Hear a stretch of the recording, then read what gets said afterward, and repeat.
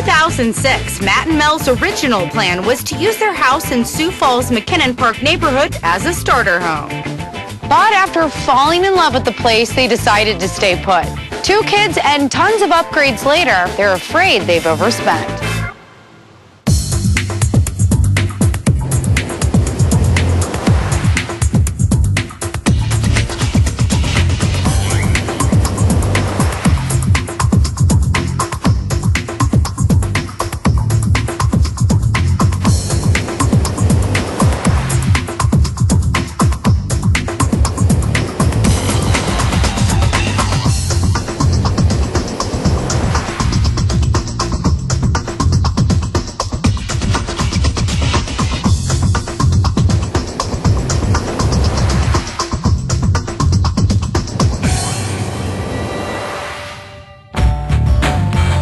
This is one of the oldest neighborhoods in Sioux Falls, right? That's right. We selected this home for the neighborhood and also that it was move-in ready and we wouldn't have to do anything to it.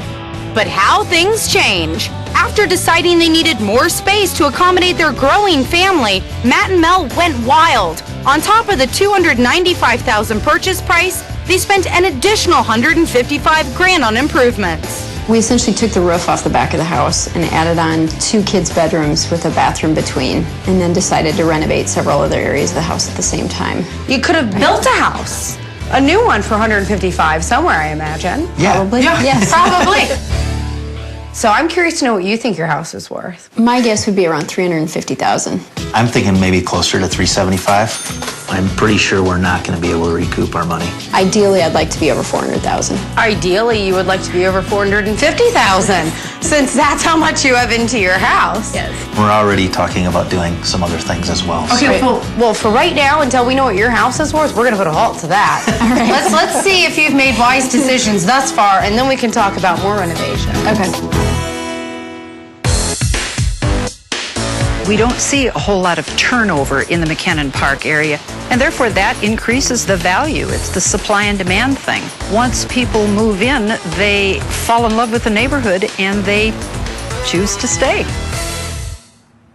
Matt and Mel really had their hearts set on buying a house in McKinnon Park when they moved back to Sioux Falls. It's a historic neighborhood, lots of character and charm. Houses here retain their value so much better than other areas. It will appeal to many, many buyers. They spent $81,000 on the exterior of the home. It sounds like a lot, but they had to replace the roof and the siding. They added some brick accents, and then they did put some money into the landscaping. They're definitely going to get buyers in the door because the curb appeal really pops. You're absolutely right. However, I would like to point out a detached garage in South Dakota, definite downer. Yeah, I imagine it gets pretty cold here during the winter, doesn't it? Below zero, probably 6 to 7 months. Gracious. Surprisingly, the kitchen is one of the few areas in the house they didn't pour a lot of money into. However, they did spend $20,000 installing energy-efficient windows throughout the house. Actually, that was a very wise investment. They will get their money back on that. Unfortunately, Kendra, I would like to see an upgraded countertop here. I think this would be an area that maybe needs some work. I agree, but they're just so far in the hole already. They shouldn't do any more. This part of the house that we're standing in is where they did the addition. They added 200 square feet for a cost of $58,000. Out of that, they were able to extend this bedroom, and there was a crawl space on the other side of this bathroom that they were able to transform into the 4th bedroom. And this is really smart. This bathroom didn't exist previously, so they built this as a Jack and Jill bathroom connecting the 2 kids' rooms. The fact that they added another bedroom and a bath, they will definitely get their entire investment back. This bathroom down here in the basement, they completely gutted and redid for $10,000. I'd rather they'd have spent maybe 3 to 4 and spent the 10 that they did here in an area where they would get more punch, more return on their investment. They're not going to see their money back. You're absolutely right. Matt and Mel expect bad news, but will it be worse than they think?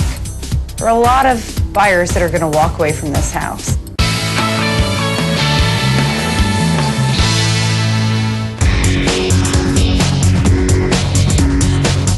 Matt and Mel well want to know how the pricey improvements to their Sioux Falls home will affect the bottom line. You've put a ton of money into your house in a short amount of time. Let's see if you're going to get it all back. Matt Mill, you've done a fabulous job. First of all, buying in the McKinnon Park area, excellent choice. Also, adding the bathroom and the bedroom upstairs, you will definitely get 100% return on that.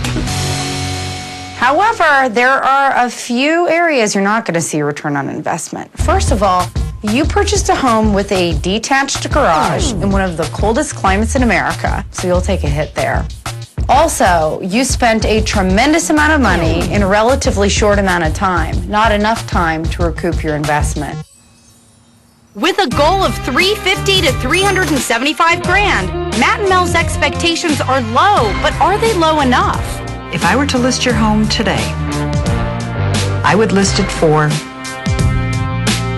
$400,000. Okay. That's pretty good. Pleasantly surprised. Yeah, normally I wouldn't be excited for people that are 50,000 in the hole, but it's better than you thought. Absolutely. Yeah. You guys, though, the buck has got to stop here. You're in the red, and until you at least break even, you really shouldn't do anything more to the house. Okay? But we're almost done. Stop right now. Your house is great. Let's just give it a timeout, all right? With my sellers, I recommend they restage children's rooms before they go to sell. But the fact that so many people want to move here with families, I would think they could just leave it the way it is. If this is the right fit for the right area, then they're one step ahead.